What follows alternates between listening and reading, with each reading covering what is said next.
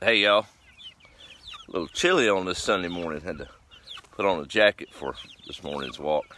Out here trying to come up with a contingency plan for these late tomatoes that are, they're not ready for green tomatoes. And we've got some freezes coming this week, so I'll try to tarp them up or something in the evening. Maybe we can say, boy, look at these chickens. Well, it's Sunday, and pretty momentous occasion today. A lot of folks are headed to church and different areas and be celebrating the service of all of our veterans. 21 million or so, I believe, that are alive today. Of course, we're celebrating those in the past and future and just veterans in general. But I tell you, I was blessed yesterday. World War I Armistice Day, of course, is where it originated from, and got to spend some time with Mom and Dad yesterday, and my sister. And of course, Dad's got some old home movies that my granddad had cataloged back in the 60s and 50s.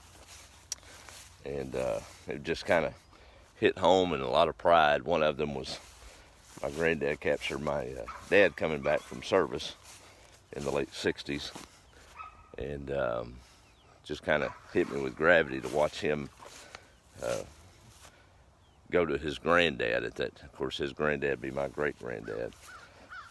That man was behind the lines in France, and I was thinking on this day 100 years ago, probably about 8 or 9 hours from now. Of course, we know the armistice was signed at 11, but probably took a while to get to the troops in the trenches and the battle lines, but I bet he threw his hat straight up in the air and was ready to go back to East Texas. And there he was on the porch of that old East Texas home place, welcoming my dad back home. And got to see that on video. It was really, really cool. My paternal great-granddad in World War I. Of course, you know, it's important to celebrate this stuff because over 100 years ago, I think it was 2012 when the last World War I veteran actually passed. So there's no first-hand accounts of that conflict anymore. So we must talk about it and pass it forward and document it, if you would.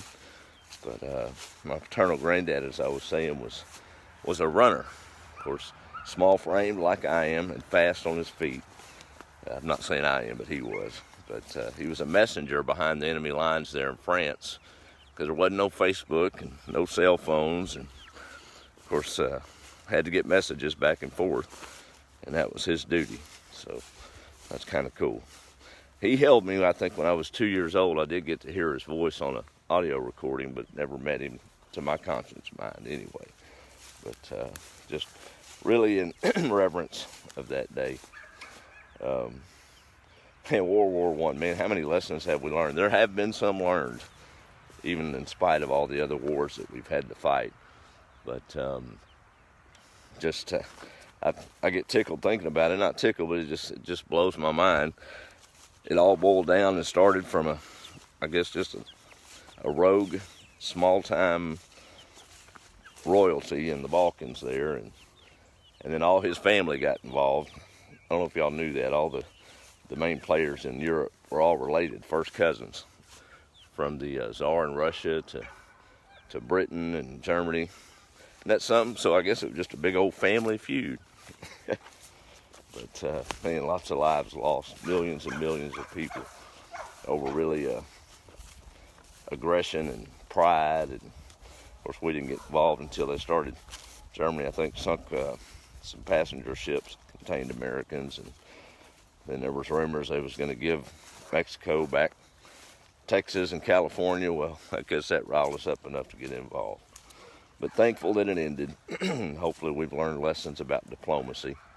Sometimes you have to have military might to back those words up, but I'm always a fan of sitting down and reasoning together, especially when there's lives at stake. But sure appreciate all of our veterans that have served in wartime and in peacetime to preserve the strength of those words of diplomacy.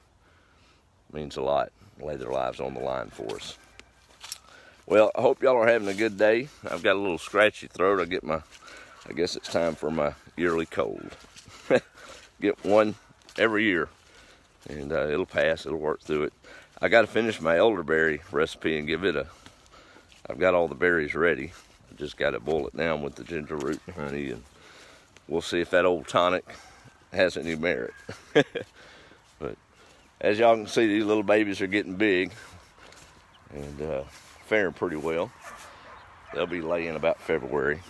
But I think we're hopefully through all the chicken deaths, and these are the strong ones that are going to make it. But y'all celebrate a veteran today and really think about all of the sacrifice and really what that means to be a civil servant in that regard.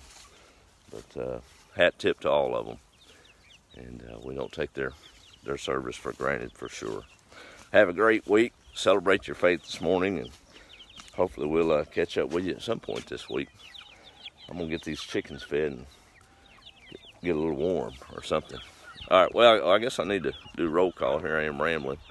Let's see, we got Roxanne on. There's Brenda and Nita, Barbara, Jean and Irene, Kathy, Susan, Cole in Oklahoma, I bet.